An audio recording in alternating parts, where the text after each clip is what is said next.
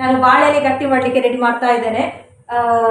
ಯಾಕೋ ಬಾಳೆ ಎಲೆ ಗಟ್ಟಿ ತಿನ್ನುವ ಅಂತ ತುಂಬ ದಿನದಿಂದ ಆಸೆ ಆಗ್ತಾ ಉಂಟು. ಹಾಗೆ ಇವತ್ತು ಮಾಡುವ ಅಂತ. ಹಾಗೆ ನಾನು ಬೆಳಿಗ್ಗೆ ಅಕ್ಕಿ ನೆನೆಸಿ ಇಟ್ಟಿದ್ದೇನೆ. ಇದು ನಾವು ಊಟ ಮಾಡುವ ಅಕ್ಕಿ ಉಂಟಲ್ಲ, ಯಾವುದು ಬಾಯ್ಲ್ಡ್ ರೈಸ್ ಉಂಟಲ್ಲ ಅದು ಹಾಕಿದ್ದೇನೆ. ಒಂದು 2 ಗ್ಲಾಸ್ ಅದು, ಮತ್ತು ಒಂದು ಸ್ವಲ್ಪ ಒಂದು 1/4 ಗ್ಲಾಸ್ನಷ್ಟು ಬೆಳ್ತಿಗೆ ಅಕ್ಕಿ ಕೂಡ ಹಾಕಿದ್ದೇನೆ. ನಾನು ವೈಟ್ ರೈಸ್ ಉಂಟಲ್ಲ ಅದು ಕೂಡ ಹಾಕಿದ್ದೇನೆ. ಹಾಗೆ ಇದನ್ನು ಗ್ರೈಂಡರ್ನಲ್ಲಿ ಗ್ರೈಂಡ್ ಮಾಡ್ತೇನೆ. ಮಿಕ್ಸಿಯಲ್ಲಿ ಗ್ರೈಂಡ್ ಮಾಡಿದರೆ ಅಷ್ಟು ಗಟ್ಟಿಯಾಗಿ ಗ್ರೈಂಡ್ ಮಾಡಲಿಕ್ಕೆ ಆಗೋದಿಲ್ಲ ಅಲ್ಲ, ಹಾಗೆ ಗ್ರೈಂಡರಲ್ಲಿ ಗ್ರೈಂಡ್ ಮಾಡುವ. ವೈಟ್ ರೈಸ್ ಸ್ವಲ್ಪ ಹಾಕಿದ್ದೇನೆ, ಬಾಕಿ ಎಲ್ಲ ಇದು ಯಾವುದು ನಮ್ಮ ಬಾಯ್ಲ್ಡ್ ರೈಸ್ ಉಂಟಲ್ಲ ಅದು.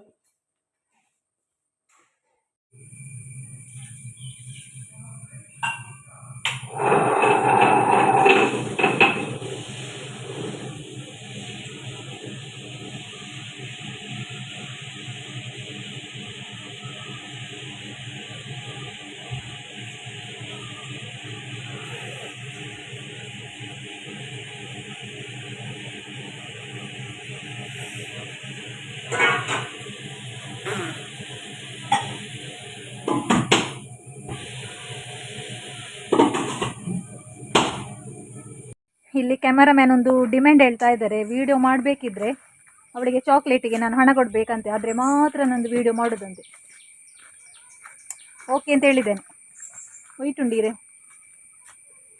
ಒಂದು ಪೆರಾವ ತುಂಬ ಬಾಳೆ ಗಿಡ ಇತ್ತು, ಎಲ್ಲ ಕಡ್ದಾಕಿದ್ದಾರೆ ನನ್ನ ಗಂಡ, ಬೇಡ ಅಂತೆ.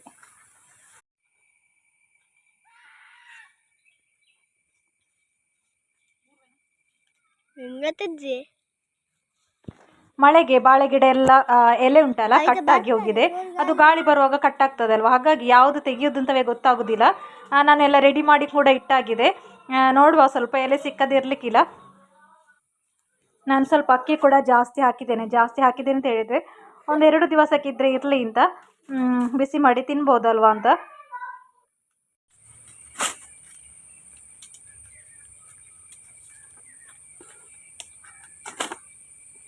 ಯಾವ ಒಂದದ ಪುಲ್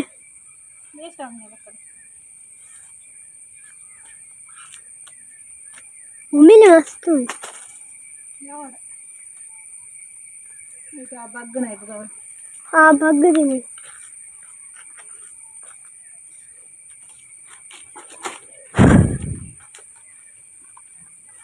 ಸಾಕು ಎಲೆ, ಇಷ್ಟು ಸಾಕು. ಇದನ್ನು ಚಿಕ್ಕ ಚಿಕ್ಕದಾಗಿ ಕಟ್ ಮಾಡಬೇಕು.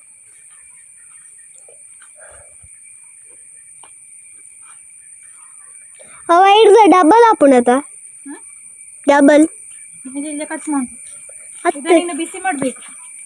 ಯಾವುದರಲ್ಲಿ ಖುಷಿ? ಬೆಂಕಿಯಲ್ಲಿ ಸ್ವಲ್ಪ ಬಾಡಿಸಬೇಕು. ಎಲೆ ಬಾಡಿಸಿ ಆಮೇಲೆ ತೊಳಿಬೇಕು. ಇವಾಗ ತೊಳೆದ್ರೆ ಎಲ್ಲ ಹರಿಬೋದು.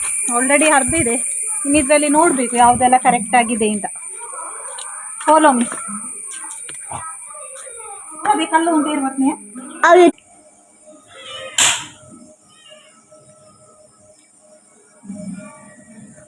ಇದನ್ನು ಬಾಡಿಸದೆ ತೊಳೆದ್ರೆ ಎಲೆ ಫುಲ್ ಕಟ್ಟಾಗ್ತದೆ.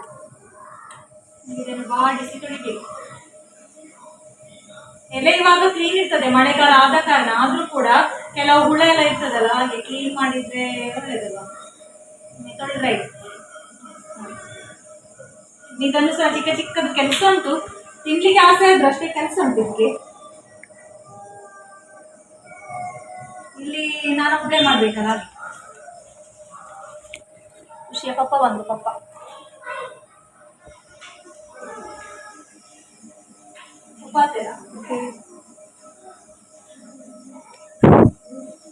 ಗ್ರೈಂಡ್ ಆಗ್ತಾ ಉಂಟು. ಇನ್ನು ಎಲೆ ಕಟ್ ಮಾಡ್ಲಿಕ್ಕೆ ಉಂಟು. ಎಲೆ ಬಾಡಿಸಿ ಆಯ್ತು. ಒಂದು ಜೇನುಂಡೆ ತಿನ್ನುವ, ಜೇನುಂಡೆ ಅಂತ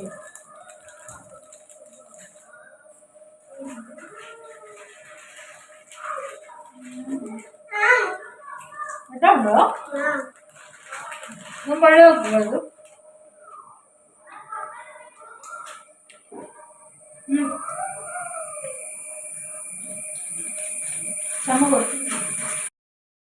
ಹಿಟ್ಟು ಗ್ರೈಂಡ್ ಮಾಡಿ ತೆಗೆದಿದ್ದೇನೆ, ಗಟ್ಟಿಯಾಗಿ ಗ್ರೈಂಡ್ ಮಾಡಿದ್ದೇನೆ. ಹಾಗಾಗಿ ಇನ್ನು ಬಿಸಿ ಮಾಡುವ ಅಗತ್ಯ ಇಲ್ಲ. ತೆಳುವಾದರೆ ಸ್ವಲ್ಪ ಬಿಸಿ ಮಾಡಬೇಕಾಗ್ತದೆ ಹಿಟ್ಟನ್ನು. ಇವಾಗ ನೋಡಿ ಗಟ್ಟಿಯಾಗಿದೆ. ಗ್ರೈಂಡರಲ್ಲಿ ಆದರೆ ಈ ರೀತಿ ಗಟ್ಟಿಯಾಗಿ ಸಿಗ್ತದೆ. ಮಿಕ್ಸಿಯಲ್ಲಿ ಈ ರೀತಿ ಗಟ್ಟಿಯಾಗಿ ಗ್ರೈಂಡ್ ಮಾಡಿದರೆ ಮಿಕ್ಸಿ ಹೋಗ್ಬೋದು. ಗಟ್ಟಿ ಮಾಡುವ ಎಡೆಗೆ ಪದಾರ್ಥ ಮಾಡಲಿಕ್ಕಿತ್ತು ನನಗೆ. ನೈಟಿಗೆ ಪದಾರ್ಥ ಆಗಬೇಕಿತ್ತು. ಹಾಗೆ ನಾನು ಇದು ಯಾವುದು ಬದನೆ ಮತ್ತು ನುಗ್ಗೆಕಾಯಿ ಸಾರು ಮಾಡ್ತಾ ಇದ್ದೇನೆ, ಸಾಂಬಾರು ಮಾಡ್ತಾ ಇದ್ದೇನೆ. ಹಾಗೆ ನುಗ್ಗೆಕಾಯಿ ನಾನು ಬೇಯಲಿಕ್ಕೆ ಇಟ್ಟಿದ್ದೇನೆ. ಇಲ್ಲಿ ಬದನೆಯನ್ನು ನೀರಿಗೆ ಹಾಕಿ ಇದಕ್ಕೆ ಅರಿಶಿನ ಪೌಡ್ರು ಮತ್ತು ಉಪ್ಪು ಹಾಕಿ ಇಟ್ಟಿದ್ದೇನೆ. ಅದರ ಏನು ಹೇಳ್ತಾರೆ ನಮ್ಮ ತುಳು ಭಾಷೆಯಲ್ಲಿ ಕಣ್ಣೀರು ಅಂತ ಹೇಳ್ತಾರೆ, ನನಗೆ ಕನ್ನಡದಲ್ಲಿ ಗೊತ್ತಿಲ್ಲ. ಹಾಗೆ ಅದು ಹೋಗಲಿಕ್ಕೆ ಬೇಕಾಗಿ ಆ ರೀತಿ ಇಟ್ಟಿದ್ದೇನೆ ನಾನು. ಒಂದು ಕಡೆಯಲ್ಲಿ ಗಟ್ಟಿ ಆಗಬೇಕು, ಒಂದು ಕಡೆಯಲ್ಲಿ ಸಾಂಬಾರು ಕೂಡ ಮಾಡ್ತಾ ಇದ್ದೇನೆ.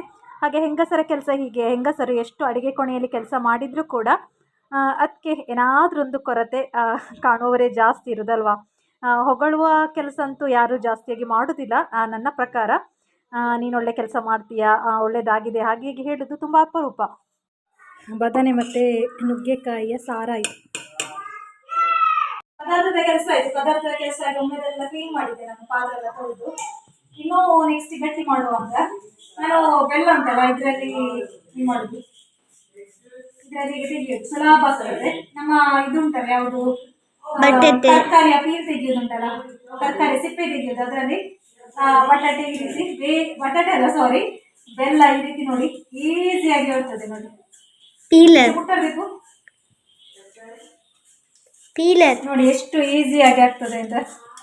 ಕೆಲವರಿಗೆ ಗೊತ್ತಿರ್ಬೋದು ಈ ಐಡಿಯಾ, ಕೆಲವರು ಅಷ್ಟು ಮಂಡೆ ಖರ್ಚು ಮಾಡೋದಿಲ್ಲಲ್ಲ.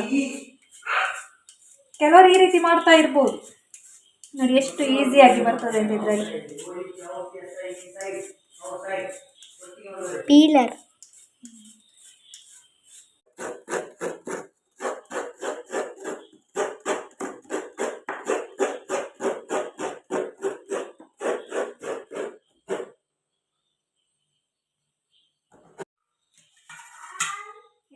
ಇದಕ್ಕೆ ನಾನು ಮಿಕ್ಸ್ ಮಾಡ್ತೇನೆ, ಇಲ್ಲದಿದ್ದರೆ ಸಪರೇಟ್ ಹಾಕೋದು ಬೇಡ ಅಂತ. ಸ್ವೀಟ್ ಗಟ್ಟಿ ಮಾಡ್ತಾ ಇದ್ದೇನೆ, ಮತ್ತು ಒಂದು ಸ್ವೀಟ್ ಗಟ್ಟಿ ಇನ್ನೊಂದು ಚಪ್ಪೆ ಗಟ್ಟಿ ಎರಡು ಕೂಡ ಮಾಡ್ತೇನೆ. ಒಂದಕ್ಕೆ ಸ್ವೀಟ್ ಏನು ಹಾಕೋದಿಲ್ಲ, ಒಂದಕ್ಕೆ ಸ್ವೀಟ್ ಇದು ಮಿಕ್ಸ್ ಮಾಡಿದರೆ ಸುಲಭ ಆಗ್ತದೆ ಹಾಕಲಿಕ್ಕೆ.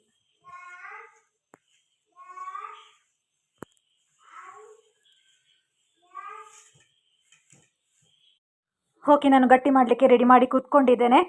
ನಾನು ಒಂದು ಪಾತ್ರದಲ್ಲಿ ಸ್ವಲ್ಪ ನೀರಿಡ್ತೇನೆ. ನೀರಲ್ಲಿ ಕೈಯನ್ನು ಮುಳುಗಿಸಿ ಆಮೇಲೆ ಹಿಟ್ಟನ್ನು ತೆಗಿತೇನೆ, ಇಲ್ಲದಿದ್ದರೆ ಅಂಟುತ್ತದೆ ಕೈಗೆ. ಹಿಟ್ಟು ಕೈಗೆ ಅಂಟುತ್ತದಲ್ಲ, ಈ ರೀತಿ ಮಾಡೋದ್ರಿಂದ ಹಿಟ್ಟು ನಮ್ಮ ಕೈಗೆ ಅಂಟುವುದಿಲ್ಲ. ತೆಳುವಾಗಿ ಕೂಡ ನಮಗೆ ಮಾಡಲಿಕ್ಕಾಗ್ತದೆ. ಎಷ್ಟು ನೋಡಿ, ಎಷ್ಟು ತೆಳು ಬೇಕಾದರೂ ನಮಗೆ ಮಾಡ್ಬೋದು. ಹಾಗೆ ಎಡೆಡೆಗೆ ನಾನು ಸ್ವಲ್ಪ ನೀರಿಗೆ ಕೈ ಹಾಕಿ ಈ ರೀತಿ ಮಾಡ್ತೇನೆ. ಈ ರೀತಿ ಮಾಡಿ ಮಾಡುವಾಗ ಸ್ವಲ್ಪ ತೆಳುವಾಗ್ತದೆ. ಇನ್ನು ಹಿಟ್ಟಿಗೆ ನೀರೆಲ್ಲ ಹಾಕ್ಲಿಕ್ಕೆ ಹೋಗಬೇಡಿ, ಮತ್ತು ಏನೆಲ್ಲ ಆಗಿ ಹೋಗ್ಬೋದು. ಸ್ವೀಟ್ ಗಟ್ಟಿ ತುಂಬ ತೆಳುವಾದರೆ ಒಳ್ಳೆಯದಾಗ್ತದೆ.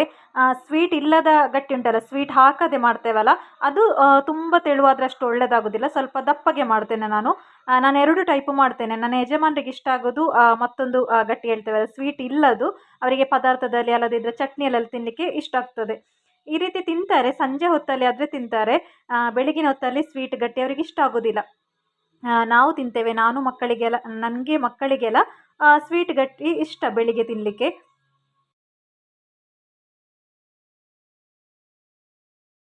ಗಟ್ಟಿ ಎಲ್ಲ ರೆಡಿ ಆಯಿತು, ಬೇಯಲಿಕ್ಕೆ ಇಡುವ. ನನಗೆ ಸಾಕಾಯಿತು, ಬೆನ್ನು ಆಗ್ತದೆ.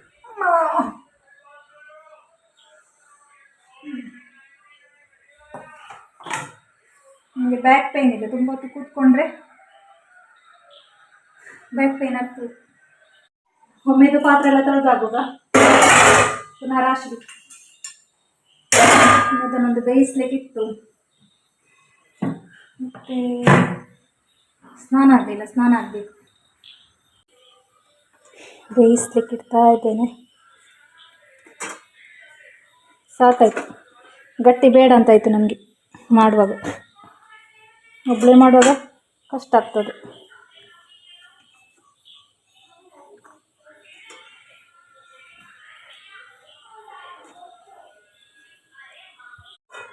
ಓಕೆ, ಇದು ಫುಲ್ ಆಯಿತು.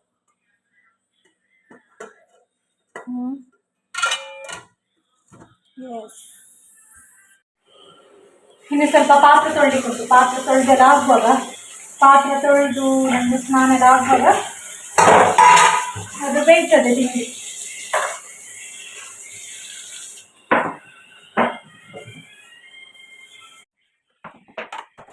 ನನಗೆ ಅವಾಗಿನ ಪಾತ್ರ ನಾನು ಆವಾಗಲೇ ತೊಳೆದಿಡ್ತೇನೆ. ನಾನು ಬೇಸಿನಲ್ಲಿ ರಾಶಿ ಹಾಕೋದಿಲ್ಲ.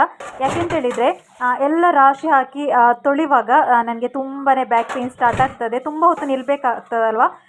ಈ ರೀತಿ ಸ್ವಲ್ಪ ಸ್ವಲ್ಪ ಆವಾಗ ತೊಳೆದ್ರೆ ನನಗೆ ಅಷ್ಟಾಗಿ ಗೊತ್ತಾಗೋದಿಲ್ಲ. ಇವಾಗಂತೂ ತುಂಬಾ ಬ್ಯಾಕ್ ಪೇಯ್ನ್ ಆಗ್ತಾ ಉಂಟು. ತುಂಬ ಹೊತ್ತು ಕೂತ್ಕೊಂಡೆ ಅಲ್ವಾ, ಮತ್ತು ಕಂಟಿನ್ಯೂಸ್ ಆಗಿ ಕೆಲಸ ಮಾಡ್ತಾ ಇರುವಾಗ ಬ್ಯಾಕ್ ಪೇಯ್ನ್ ಜೋರಾಗಿ ಸ್ಟಾರ್ಟ್ ಆಗ್ತದೆ. ನನಗೆ 2 ಡೆಲಿವರಿಯಲ್ಲಿ ಕೂಡ ಸೆಕ್ಷನ್ ಆದ ಕಾರಣ ತುಂಬಾ ಬ್ಯಾಕ್ ಪೇಯ್ನ್ ಇದೆ. ಆದರೆ ಏನು ಮಾಡೋದು, ನಮ್ಮ ಕೆಲಸ ನಾವೇ ಮಾಡಬೇಕಲ್ವಾ. ಸ್ವಲ್ಪ ಸ್ವಲ್ಪ ಹೊತ್ತು ನಾನು ಬ್ರೇಕ್ ತೆಗಿತೇನೆ. ನಾನು ಕೆಲಸ ಮಾಡಿ ಕಂಟಿನ್ಯೂಸ್ ಆಗಿ ಒಮ್ಮೊಮ್ಮೆ ಮಾಡಲಿಕ್ಕೆ ಹೋಗೋದಿಲ್ಲ, ಬ್ಯಾಕ್ ಪೇಯ್ನ್ ಜೋರಿದ್ದರೆ. ಇವಾಗ ನೈಟ್ ಆದ ಕಾರಣ ಮಾಡೋದೇ ಗೊತ್ತಿಲ್ಲ. ಹಾಗಾಗಿ ಕಂಟಿನ್ಯೂಸ್ ಆಗಿ ಒಂದು 2 ಗಂಟೆಯಿಂದ ಕಂಟಿನ್ಯೂಸ್ ಆಗಿ ಕೂತ್ಕೊಳ್ಳದೆ ಕೆಲಸ ಮಾಡ್ತಾ ಇದ್ದೇನೆ. ಮಕ್ಕಳಿಗೆ ಯಜಮಾನರು ಹೋಮ್ವರ್ಕ್ ಮಾಡಿಸ್ತಾ ಇದ್ದಾರೆ. ಅದೊಂದು ಸ್ವಲ್ಪ ಸುಲಭ ಆಯಿತು ನನಗೆ. ಇಲ್ಲದಿದ್ದರೆ ಅವರ ಜೊತೆ ಕೂಡ ಕೂತ್ಕೊಳ್ಬೇಕಾಗ್ತದೆ ಸಂಜೆ ಸ್ವಲ್ಪ ಹೊತ್ತು. ಬಾಳೆಲೆ ಗಟ್ಟಿ ರೆಡಿಯಾಗಿದೆ. ನನಗೆ ಸ್ವಲ್ಪ ತಿಂದು ನೋಡುವ. ನಾನು ಕಷ್ಟಪಟ್ಟದಕ್ಕೆ ಒಂದು ಪೀಸ್ ತಿಂದು ನೋಡುವ ಅಂತ. ಇದು ನಾಳೆಗೆ, ಆ್ಯಕ್ಚುಲಿ ಇವತ್ತಿಗಲ್ಲ, ಇದು ನಾಳೆ ಬೆಳಿಗ್ಗೆಗೆ.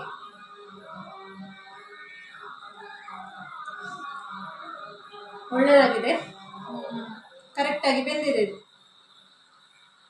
ಸಾಕಾಗಿ ಹೋಯಿತು. ಕಂಟಿನ್ಯೂಸ್ ಆಗಿ ಕೆಲಸ ಮಾಡುವಾಗ ಸುಸ್ತಾಗ್ತದೆ. ಆದರೆ ನಾಳೆ ಸ್ವಲ್ಪ ರೆಸ್ಟ್ ಆಗ್ತದೆ. ನಾಳೆ ಬೆಳಿಗ್ಗೆ ಇನ್ನು ತಿಂಡಿ ಮಾಡುವ ಅಗತ್ಯ ಇಲ್ಲ, ಅದನ್ನು ಒಮ್ಮೆ ಬಿಸಿ ಮಾಡಿದರೆ ಸಾಕು.